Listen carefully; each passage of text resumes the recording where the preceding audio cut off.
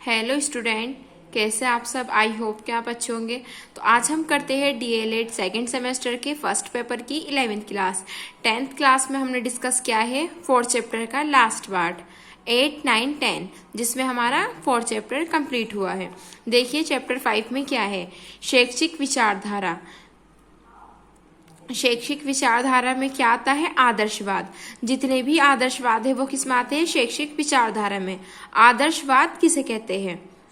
जो भी क्लासेस देख रहे हो सबसे पहले लाइक कर दे, और अगर किसी को ठीक नहीं दिखाई दे रहा हो तो अपनी क्वालिटी 360 या 480 कर ले, आपको ठीक दिखाई देगा।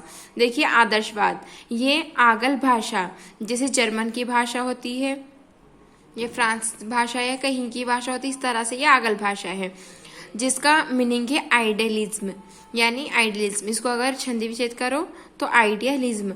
आइडिया का मतलब विचार या प्रत्यय, यानी कोई अपने माइंड में कोई इमेज बनना, कुछ भी अपने माइंड में कोई विचार आना, उसे कहते हैं आइडिया। लिज्म यानी वाद, तो विचार प्रत्यय यानी विचारवाद। तो किसे कहते हैं? आइडियलिज्म शब्द की उत्पत्ति आइडियल शब्द से हुई है, जिसका अर्थ है विचार या प्रत्यय। विचार या प्रत्यय।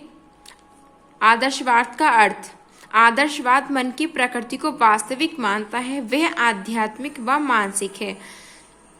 आदर्शवाद कहते हैं जो हमारे माइंड में, जो हमारे यानी दिमाग में कुछ भी विचार आ रहे हैं, कुछ भी हम सोच रहे हैं, उसे कहते हैं आइडियलिज्म यानी आदर्शवाद। उसे कहते हैं आदर्शवाद। तो आदर्शवाद मन की प्रकृति को वास्तविक मानता है, वह आध्यात्मिक, यानी जो व्यक्ति आध्यात्मिक है वह मानसिक है। जो आध्यात्मिक यानी जो आध्यात्मिक व मानसिक है। आदर्शवाद का मानना है कि भौतिक संसार मन की अभिव्यक्ति यानी विचारों का साकार रूप है। पैट्रिक ने कहा कि जिस प्रकार भौतिकवाद पदार्थ में दिखता है, उसी प्रकार आदर्शवाद संसार का आधार मन को मानता है। यानी जिस प्रकार भौतिकवाद पदार्थ में दिखता है, कोई भी चीज़ है, कोई रखी है, तो उसको कहते हैं उसकी भौतिक अवस्था, यानी जैसे वो दिखाई देता है, कोई भी पदार्थ भौतिकवाद यानी दिखता है, उसी प्रकार आदर्शवाद संसार का आधार मन को मानता है। आदर्शवाद यानी जो मन में जो भी कुछ आ रहा है उसे कहते हैं हम आदर्शवाद। अब हम कुछ सोच रहे हैं, कोई भी इमेज कर रहे हैं, कुछ सोच रहे हैं, कोई भी तो उसे कहते हैं आदर्शवाद। आदर्शवाद शिक्षा में सबसे प्राचीन विचारधारा है। आदर्शवाद आध्यात्मिक दर्शनों का एक मिश्रित रूप है। यह वह दर्शन है जो शाश्वत मूल्यों में आस्था रखता है। भारतीय दर्शन में इसे प्रत्ययवाद कहते हैं। जो हम सोचते हैं, जो हमारे माइंड में, जो हमारे मस्तिष्क में विचार आते हैं, उसे प्रत्ययवाद भी कहते हैं। जो भी डीएलएड वाले बच्चे हो, सेकेंड सेमेस्टर वाले, वो नोट्स फर्स्ट पेपर के यहीं से बना ले, क्योंकि ये बॉस टॉपिक है, सारे बहुत इजी लाइन में है, बहुत इजी लैंग्वेज में लिखवाए गए हैं। तो आप नोट्स अपने यहीं से कंप्लीट कर सकते हैं। इससे बाहर आपका कुछ नहीं आने का। जितना भी आएगा ना आपके सेकंड सेमेस्टर में, जितना भी टॉपिक होंगे, सारे टॉपिक इस चैनल पे यहीं पे क्लियर हो जाएगा। तो आप यहीं से अपने नोट्स बना लें। ये देखते हैं, और जो भी देख रहे हैं वो क्लास को लाइक कर दे और चैनल को सब्सक्राइब कर दे। जो बच्चे डीएलएड सेकेंड सेमेस्टर में हैं उनको क्लास ये शेयर कर दे, जिससे कि उनको हेल्प मिल सके। तो आइए देखते हैं। तो आदर्शवादी विचारधारा के अनुसार सत्य पदार्थ इस भौतिक संसार से नहीं होते, बल्कि मस्तिष्क एवं विचारों में होते हैं। संसार में विचार ही अंतिम महत्व के हैं। यानी कहने का है जो सत्य पदार्थ होता है, यानी जो सत्य, अगर कोई भी है सत्य, तो वो भौतिक संसार से नहीं होते, यानी जो बाहर के देख के नहीं होते। वो जो होता है अपने मस्तिष्क से होता है, जो मस्तिष्क से विचार होता है उससे होता है। मस्तिष्क एवं विचारों में होते हैं। संसार में विचार ही अंतिम महत्व के हैं। आदर्शवाद के जन्मदाता प्लेटो है। प्लेटो के अनुसार आदर्शवाद की वास्तविक भौतिकता में नहीं है, बल्कि आदर्शवाद की वास्तविकता प्रत्यय यानी आइडियाज जो है, आइडियाज एवं विचारों में है। जन्म से ही मानव को मन प्राप्त होता है, जो प्रत्ययों का निर्माण करता है। यानी जो मानव है, जो मनुष्य है, उसको जन्म से ही एक मन प्राप्त होता है। जो वो सबसे स्टार्टिंग में बच्चा नहीं इमेज कुछ भी करता, लेकिन जैसे ही थोड़ा थोड़ा बड़ा हो जाता है, उसके माइंड में आइडियाज आने लगते हैं, उसके मन में विचार आने लगते हैं, यानी प्रत्यय होने लगते हैं। तो ये इस तरह से जो प्रत्ययों का निर्माण करता है। आपने प्राय मन व तर्क को ही प्रधानता दी है। यानी जो आदर्शवाद है उसने मन को और पृथ्वी को ही प्रधानता दी है। यानी उसने जो उसका मेन जो सपोज क्या है वो उसने आइडियस को और पृथ्वी को ही प्रधानता दी है। देखते हैं, प्लेटो ने तर्क के आधार पर 3 शाश्वत विचारों को स्वीकार किया है, सत्यम, शिवम, सुंदरम। इन तीनों शाश्वत विचारों से इंद्रियों के ज्ञान एवं वस्तुओं का निर्माण होता है। आदर्शवाद की ऐतिहासिक पृष्ठभूमि। आदर्शवाद की ऐतिहासिक पृष्ठभूमि क्या है? हमारे यहाँ विचारधारा का मूल स्रोत वेद है। वेद हमारे लिए देश के सबसे प्राचीन ग्रंथ। इन ग्रंथों में आध्यात्मिक चर्चा की गई। ये भारतीय दर्शन है। भारत में वेदांत की विशद व्याख्या गुरु शंकराचार्य ने की है। वेदांत के अनुसार इस ब्रह्मांड के नियामक ब्रह्मा है। आत्मा और परमात्मा में कोई अंतर नहीं है। भारतीय आदर्शवाद का यही आधार है। भारत के आदर्शवादी दार्शनिक कौन कौन से हैं? मतलब जो भारत के आदर्शवादी है कौन कौन से हैं? आइए देखते हैं। महात्मा गांधी, दयानंद सरस्वती, स्वामी विवेकानंद, महर्षि अरविंद, रविंद्रनाथ टैगोर। अन्य आदर्शवादी दार्शनिक, तो जो भारत के हैं आदर्शवादी दार्शनिक वो तो ये हो गए। और जो अन्य आदर्शवादी दार्शनिक है यानी जो और जगह के हैं वो कौन है? यूनान के थेलीज, सुकरात, प्लेटो, अरस्तु। ये कहाँ के? यूनान के। थेलीज, सुकरात, प्लेटो, अरस्तु। प्लेटो ईश्वर को इस सृष्टि के रचयिता मानते हैं। वे कहते हैं कि आत्मा अजर अमर है। प्लेटो के विचार उनके मूल ही उसके आदर्श भारतीय आदर्शवाद के अनुकूल है। यह 4 भागों में बांटा गया है। जो आत्मा होती है अजर अमर होती है। आत्मनिष्ठ आदर्शवादी। आत्मनिष्ठ आदर्शवादी किसे कहते हैं? वे आदर्शवादी जो ईश्वर, जगत, मन में से किसी एक की सत्ता को मानते हैं। इसके जनक कौन है? बर्कले। वस्तुनिष्ठ आदर्शवादी किसे कहते हैं? जो केवल विचार की प्रधानता को मानते हैं। जनक कौन है? हीगल। निरपेक्ष आदर्शवादी जो केवल ईश्वर की सत्ता पर विश्वास रखते हैं। जनक कौन है? प्लेटो। पश्चात्मक आदर्शवादी जो ज्ञान को स्वीकार करते हैं। वे ज्ञान जो दिखाई नहीं देता। जनक कौन है? कांट। आदर्शवाद के आधारभूत तत्व कौन कौन से होते हैं? विचार। आदर्शवाद का प्रमुख आधार विचार है। मतलब आदर्शवाद का जो मेन रीजन है ना वो विचार ही है। हमारे माइंड में, हमारे दिमाग में जो भी विचार आते हैं उसी को आदर्शवाद कहा जाता है। यानी विचार का जो आदर्शवाद का प्रमुख आधार विचार है। आत्मा जिसे जगत या मन नाम से जानते हैं। प्लेटो ने आत्मा के 3 तत्वों को स्वीकार किया है।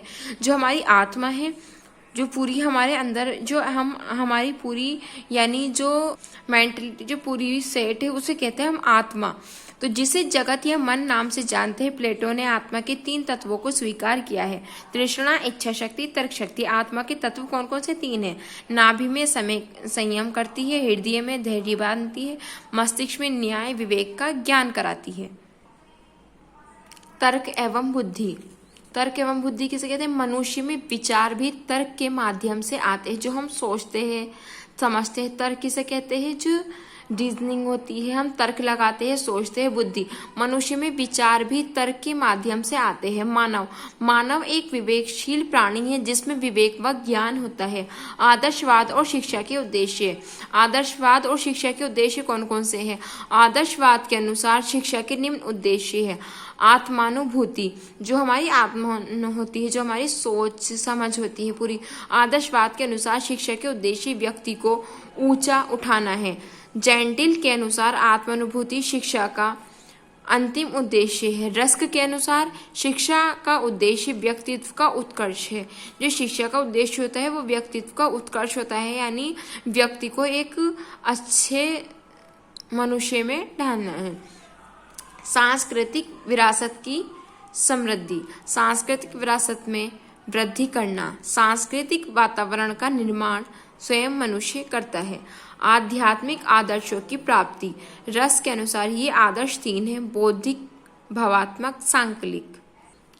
एक ने कहा कि आदर्श मूल मानसिक क्रियाएं हैं। जो मानसिक क्रियाएं हमें सत्य, शिवम तथा सुंदरम की प्राप्ति में सहायक होती है।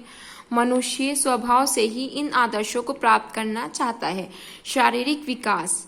आदर्शवादियों के अनुसार जीवन रक्षा के लिए स्वस्थ शरीर की आवश्यकता है। प्लेटो शिक्षा का अंतिम उद्देश्य आत्मानुभूति ही मानते हैं, परंतु शारीरिक शिक्षा को शिक्षा का सहायक उद्देश्य मानते हैं। बौद्धिक विकास यानी बुद्धि का विकास, यह बुद्धि ही है जिसमें मनुष्य को अन्य प्राणियों से श्रेष्ठ बना दिया है।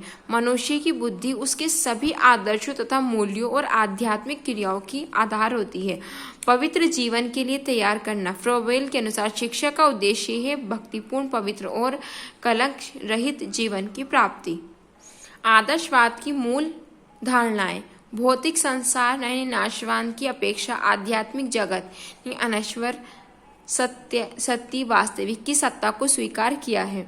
आत्मा अनंत अनादि तथा ईश्वर की दूत है। परमात्मा ईश्वर की एक अंश मात्र है। मनुष्य आध्यात्मिक शक्ति सर्वश्रेष्ठ कृति है। मानव का अंतिम स्वयं को पहचानने के बाद उद्देश्य मोक्ष प्राप्ति है। सत्य शिवमयम सुंदरम का ज्ञान, सत्य ही शिव है, शिव ही सुंदरम है। मानव का प्रकृति में संश्लेषण, समन्वय, व्यक्ति का विकास। जेंटिल के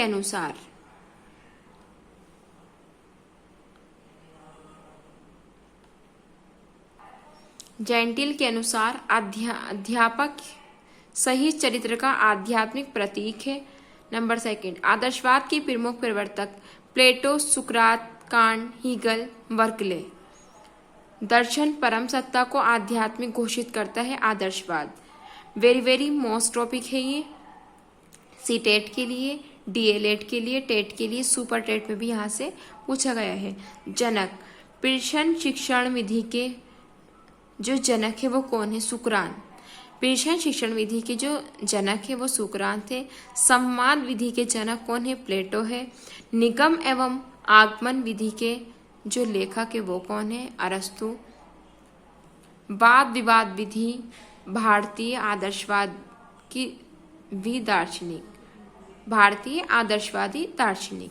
निर्देशन विधि किसकी है? हर्बार्ट की। तर्क विधि किसकी है? हीगल की।